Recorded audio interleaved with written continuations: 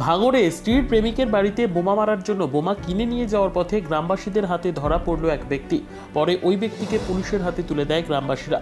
ঘটনাটি ঘটেছে দক্ষিণ 24 পরগনা জেলার ভাঙড় উত্তর কাশীপুর থানার রঘুনাথপুর এলাকায়। নিজের স্ত্রীর প্রেমিকের বাড়িতে বোমা মারার জন্য বোমা কিনে নিয়ে যাওয়ার সময় গ্রামবাসীদের হাতে ধরা পড়ে এক ব্যক্তি।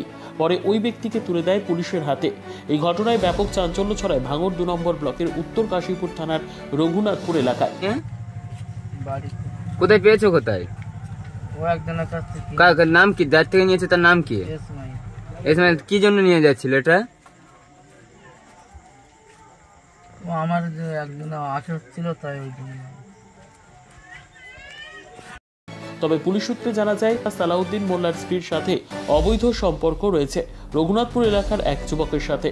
আর সেই কথা জানার পর স্বামী সালাউদ্দিন মোল্লা তার স্ত্রীর প্রেমিকের বাড়িতে বোমা মারার জন্য 3টি তাজা বোমা কিনে নিয়ে ঘুমরু এলাকা থেকে রঘুনাথপুর এলাকায় প্রেমিকের বাড়িতে যাওয়ার পথে গ্রামবাসীদের হাতে ধরা পড়ে ওই ব্যক্তি। এরপর পুলিশের হাতে তুলে দেয় গ্রামবাসীরা। তবে ব্যাগে থেকে 3টি বোমা উদ্ধার করে পুলিশ। কোনো দিকে গোটা ঘটনার বিষয় নিয়ে তদন্ত শুরু করেছে উত্তর কাশীপুর থানার পুলিশ।